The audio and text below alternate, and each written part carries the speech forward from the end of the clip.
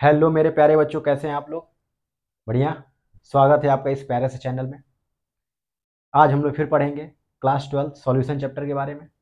मैंने आपको last class में सिखाया था बेटा कि mass percentage, mole fraction, molarity, molality के सवाल हम लोग कैसे डील किए थे। वैसे ही आज की क्लास में हम लोग Henry's law, Raoult's law, colligative properties, इन सारे सवालों की चर्चा करेंगे। याद रखिएगा बेटा, अगर आप नए हैं तो चैनल को लाइक, सब्सक्राइब और शेयर जरूर करें। ठीक है। और आप जो भी सवाल मैं करा रहा हूँ बेटा, ध्यान से समझिए, उसके बाद उन सवालों की प्रैक्टिस जरूर कीजिए। ठीक है। तो अब आने वाला आपके सामने सवाल, अगला सवाल आएगा बेटा, आप अच्छे से नोट कीजिएगा, उसको अच्छे से सॉल्व कीजिएगा। ठीक है बेटा। तो सवाल आ गया आपके सामने। मेरे बच्चे, आपके सामने सवाल आ चुका है। ठीक है, थोड़ा समझिएगा क्वेश्चन को। बोल रहा है Henry's law constant for CO2 in S2। ठीक है बेटा। इज 1.67 इंटू 10 की पावर 8 पास्कल। आपने सवाल पढ़ा, आपको मालूम होना चाहिए कि हमको बेटा हेनरीज कांस्टेंट KH की वैल्यू दिया गया है। KH की वैल्यू दिया है बेटा, हमको कितना दिया है बेटा, 1.67 इंटू 10 की पावर 8 पास्कल। बताइए, दिया गया, कोई दिक्कत नहीं। आगे पढ़ा आपने, कैलकुलेट क्वांटिटी ऑफ CO2, यानी बेटा आपको मास बताना है। मास बताना है कि हमारा जो कार्बन डाइऑक्साइड है वो कितना मिला हुआ है, वो मास बताना है। और हमको वॉल्यूम दिया गया 500 ml ऑफ सोडा वाटर, हमें इसका वॉल्यूम दिया गया। When packed under 2.5 atm CO2 at CO2 pressure at 298 kelvin. सवाल को ना पहले आप देखो, समझो, और जो जो वैल्यू दी गई है पहले उसको नोट करना है। मतलब आपको न्यूमेरिकल, कोई भी आप न्यूमेरिकल कर रहे हो बेटा, जो भी वैल्यूज दी गई हैं आप उसे पहले नोट करो, उसके बाद ही आप सॉल्व कर पाओगे सवाल को। मेरी बात बहुत ध्यान से सुनो बेटा, मैं क्या बोल रहा हूँ। तो हमको यहाँ पर बेटा KH की वैल्यू दिया गया। ठीक है, और क्या दिया गया बेटा, प्रेशर दिया गया बेटा, प्रेशर दिया गया 2.5 atm। प्रेशर हमको दे दिया गया 2.5 atm। अब थोड़ा सा दिमाग लगाइए, यहाँ पर हेनरीज कांस्टेंट KH की वैल्यू पास्कल में दिया गया है, और यहाँ पर जो प्रेशर दिया गया बेटा वो ATM में दिया गया है। तो क्या इस वैल्यू को हम लोग कैलकुलेट कर सकते हैं? तो बताइए बेटा, एक ATM में कितने पास्कल होते हैं? तो 1.01 इंटू 10 की पावर 5 पास्कल होता है। बताओ, क्लियर है? तो क्या इस प्रेशर को आप पास्कल में कैलकुलेट कर लोगे? तो P की वैल्यू कितनी आ जाएगी बेटा, 2.5 इंटू 1.01 इंटू 10 की पावर 5 पास्कल। इसको सॉल्व करोगे, इसको आप 1 लेके 1 ही मान लेना, क्योंकि 1.01 का मतलब क्या हुआ, 1 ही तो हुआ बेटा। तो P की वैल्यू आ गई अपने पास, कितना आ गया बेटा, 2.5 इंटू 10 की पावर 5 पास्कल। बताओ, ये बात क्लियर हुआ आपको? अब मेरी बात समझिएगा ध्यान से। अब यहां से आपको फॉर्मूला लगाना है।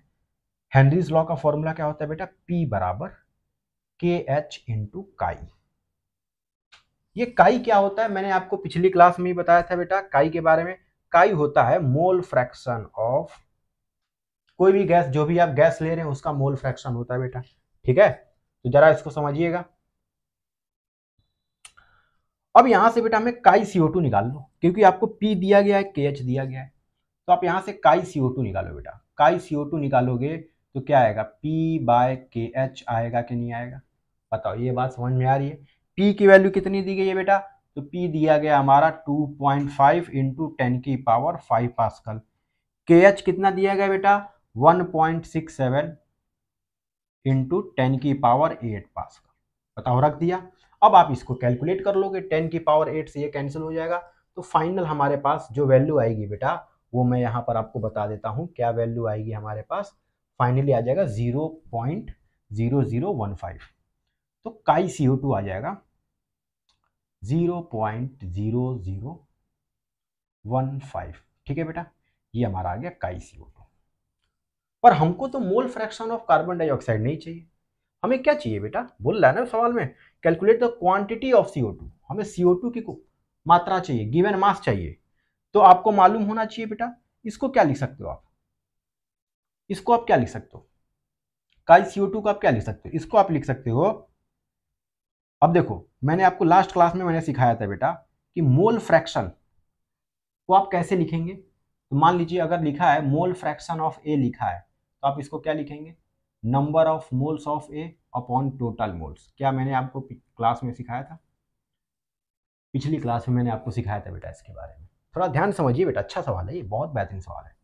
तो यहाँ पर इसको भी कुछ ऐसे कर लें हम लोग, तो इसको लिख सकते हैं number of moles of carbon dioxide upon number of moles of carbon dioxide plus इस कार्बन डाइऑक्साइड को आप किस में मिला रहे हो बेटा? वाटर में, पानी में मिला रहे हैं, तो पानी के मोल्स ले लो NH2O बराबर हमको वैल्यू दिया 0.0015।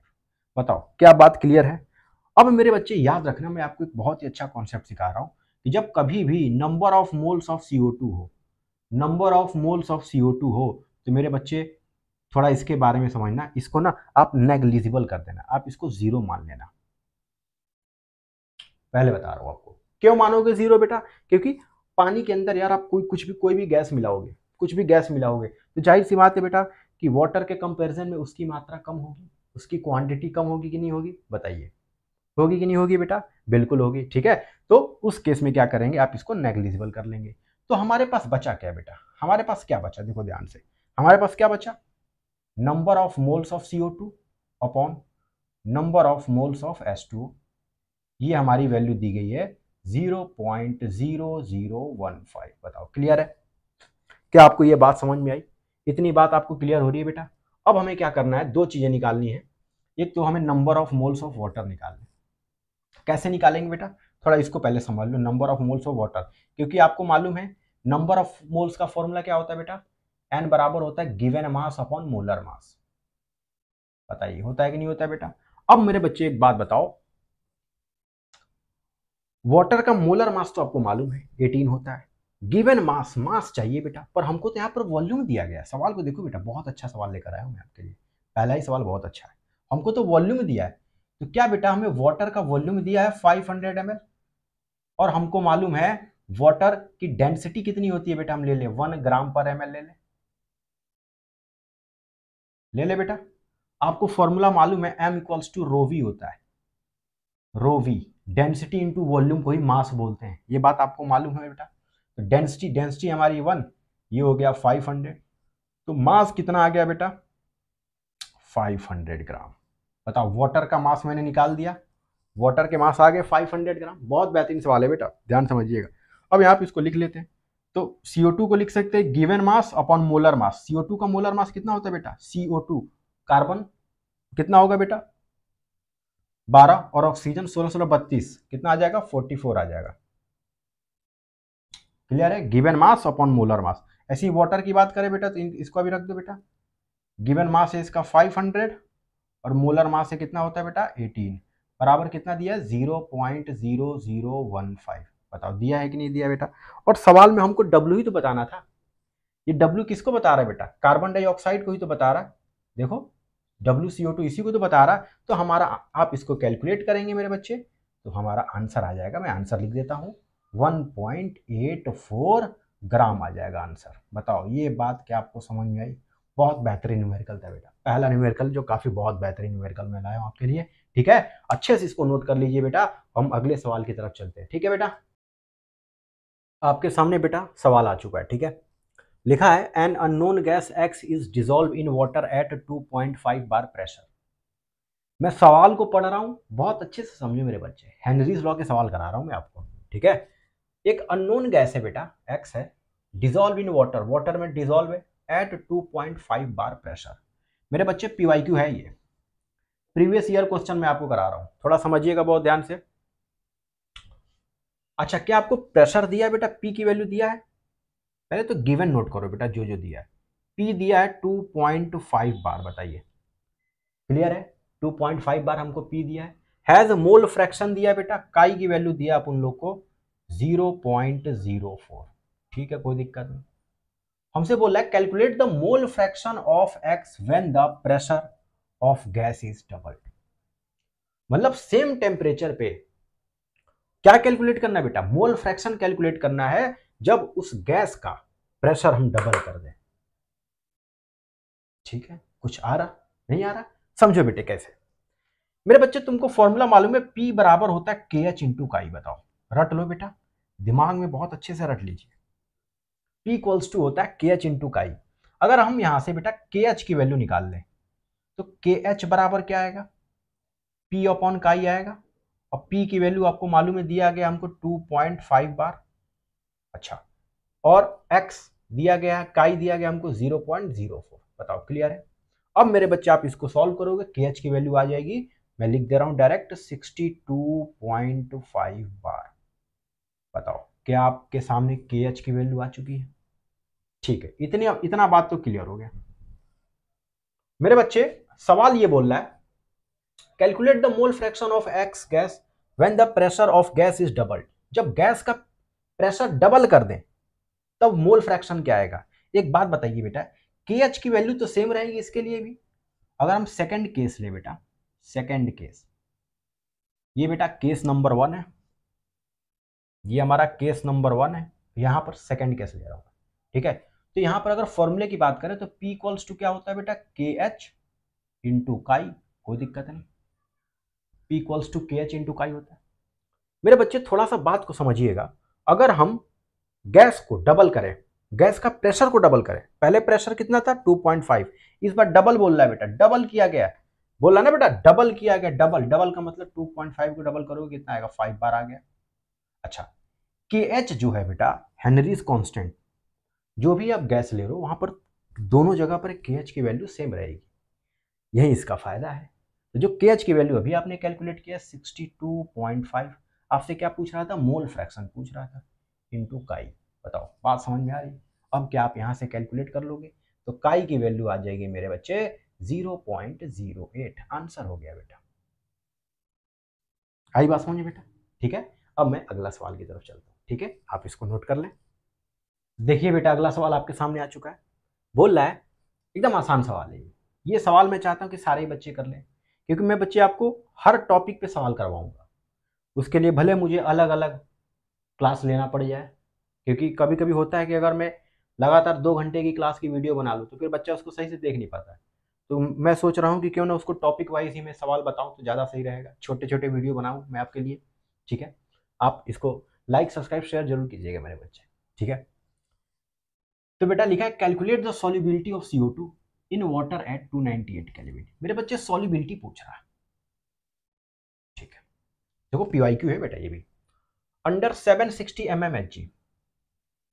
मेरे बच्चे आपके सामने बार बार कुछ चीजें आ रही हैं, आप देख रहे हो प्रेशर की यूनिट पास्कल भी होती है, प्रेशर की यूनिट ATM भी होती है, प्रेशर की यूनिट बेटा mmHg भी होती है, कोई दिक्कत नहीं है बेटा। आपको दूसरी क्वांटिटी चेक करनी होती है कि वो भी क्या सेम क्वांटिटी में है कि नहीं है, अगर नहीं होती है फिर हम उसको चेंज करते हैं, ठीक है। तो हमारे पास यहाँ भी mmHg है, वहां पर भी mmHg, कोई दिक्कत नहीं, वैसे रहने दो। ये प्रेशर दिया है बेटा, P की वैल्यू दी है हमको 760 mmHg, बहुत ही ध्यान से समझो बेटा सवाल। अगला हमको दिया बेटा, लिखा है ना बेटा के H for CO2 in water, के एच की वैल्यू दिया गया, हेनरीज कांस्टेंट की वैल्यू दिया गया बेटा, के एच की वैल्यू दिया गया 1.25 इंटू 10 की पावर 6 mmHg। बताओ क्या आपको ये बात समझ में आ रही है, कोई दिक्कत तो नहीं बेटे। अच्छा अब मुझे एक बात बताइए, क्या आप सॉल्युबिलिटी बताओगे। एक बात याद रखिएगा मेरे बच्चे कि सॉल्युबिलिटी जो होती है ना उसी को मोल फ्रैक्शन बोलते हैं बेटा, यही बात याद रखना, मोल फ्रैक्शन को ही सॉल्युबिलिटी कहा जाता है। अब आई समझ में बेटा, ठीक है। वरना आप सोचते कि सर अभी तो हमने मोल फ्रैक्शन पढ़ा था, सॉल्युबिलिटी कैसे निकालेंगे। तो बेटा हेनरीज लॉ जब आप पढ़ोगे तो वहां पर सॉल्युबिलिटी को ही मोल फ्रैक्शन कहा जाता है, मोल फ्रैक्शन को ही सॉल्युबिलिटी कहा जाता है। मतलब ये अगर इंक्रीज करेगा तो ये भी इंक्रीज करेगा, सिंपल सी बात है मेरे बच्चे, ठीक है। अब थोड़ा समझिएगा बेटा, अब आसान हो जाएगा, आपके सामने P बराबर फॉर्मूला लगाओगे के एच इंटू काय, आ गया बेटा फॉर्मूला। हमको सॉल्युबिलिटी निकालना था, कोई दिक्कत नहीं, काय निकाल लो। तो क्या आ गया बेटा, P अपॉन के एच। P की वैल्यू कितना दिया गया बेटा, ये दिया गया 760 अपॉन के एच दिया गया 1.25 इंटू 10 की पावर 6। बताइए क्लियर है बेटा। अब आप इसको सॉल्व कर लेंगे बेटा, तो मैं आंसर डायरेक्ट लिख दे रहा हूं, ये आएगा 6.08 इंटू 10 की पावर -4, ये आ जाएगा काई की वैल्यू। यही हमारी सॉल्युबिलिटी होगी मेरे बच्चे। बताओ आसान सवाल था, समझ में आया आपको, इसको नोट कर लीजिए बेटा, ठीक है। देखिए बेटा एक नया सवाल आ गया आपके सामने, बहुत ही बेहतरीन सवाल है, ये भी PYQ है। सवाल बोल क्या रहा थोड़ा इसको समझिएगा। बोल रहा बेटा the partial pressure of ethane over a saturated solution containing 6.56 into 10⁻⁻² gram of ethane. क्या बेटा अगर समझो ये ग्राम में क्या होता है, मास ही तो होता है ये बेटा, मास होता है। तो मास दिया गया अपन लोग को बेटा कितना 6.56 इंटू 10⁻⁻² ग्राम। जो दिया उसे नोट कर लो। आपको ये प्रेशर दिखाई दे रहा है, पी दिखाई दे रहा, पी दिया आपको 1 बार। बताओ क्लियर है? ठीक है। अब बच्चा बोलेगा कि सर यहाँ पर हेनरीज लॉ में मास कहाँ से आ गया? अगर मास आया तो फिर फॉर्मूला हम कौन सा लगाएंगे? क्योंकि हमसे सवाल क्या पूछ रहा है, if the solution contains 5 into 10⁻⁻² gram of ethane. अगर सॉल्यूशन में 5 इंटू 10⁻⁻² ग्राम इथेन है, then what will be the partial pressure of gas. तब हमको बताना है कि पार्शियल प्रेशर क्या आएगा गैस का। बहुत ही बेहतरीन सवाल है मेरे बच्चे, थोड़ा समझना है इसको। मेरे बच्चे आप एक फॉर्मूला याद कर लो, ठीक है, क्योंकि आपने नहीं सीखा होगा, मैं आपको सिखा रहा हूँ। एक फॉर्मूला होता है m = kh इंटू काय। याद रखिएगा बेटा, मास बराबर kh इंटू पी, नॉट काय बेटा, पी। ये एक फॉर्मूला होता है बेटा। क्या आप मेरे बच्चे kh निकाल लोगे? अगर हम kh की वैल्यू निकालें तो क्या बेटा ये m/p आएगा, और m की वैल्यू आपको मालूम है। फर्स्ट केस है बेटा।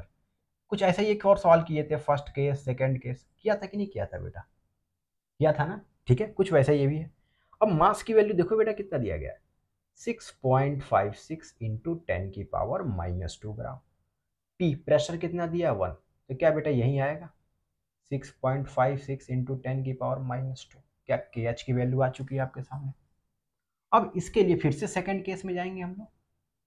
सेकंड केस में जाएंगे बेटा हम लोग, थोड़ा समझिएगा ध्यान से।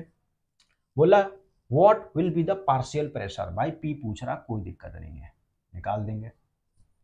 मास दिया गया, सॉल्यूशन का मास दिया गया 6.56 इंटू 10⁻⁻² ग्राम, ठीक है बेटा।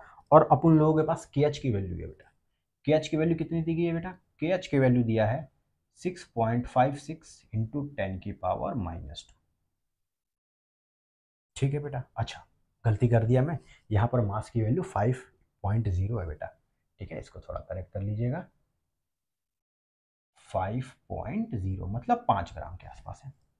पी निकाल लोगे, सेम फॉर्मूला रहेगा बेटा, आपको मालूम है, मैंने अभी सिखाया आपको कि केएच तो हमारा कांस्टेंट रहता है, तो पी निकाल लीजिए। तो बेटा पी कैसे निकलेगा हमारा, अभी फॉर्मूला आपने देखा m = होता है KH इंटू पी, ठीक है। तो P बराबर बेटा क्या आ जाएगा, P = क्या आ जाएगा बेटा, m/KH आएगा। m की वैल्यू कितनी है बेटा 5 इंटू 10⁻⁻²। KH की वैल्यू 6.56 इंटू 10⁻⁻²। और मेरे बच्चे इसको आप सॉल्व कर लोगे तो आंसर आ जाएगा 0.76 बार, इसके आसपास आ जाएगा बेटा। बताओ बेटा क्या आपको समझ में आया? ये है सवाल।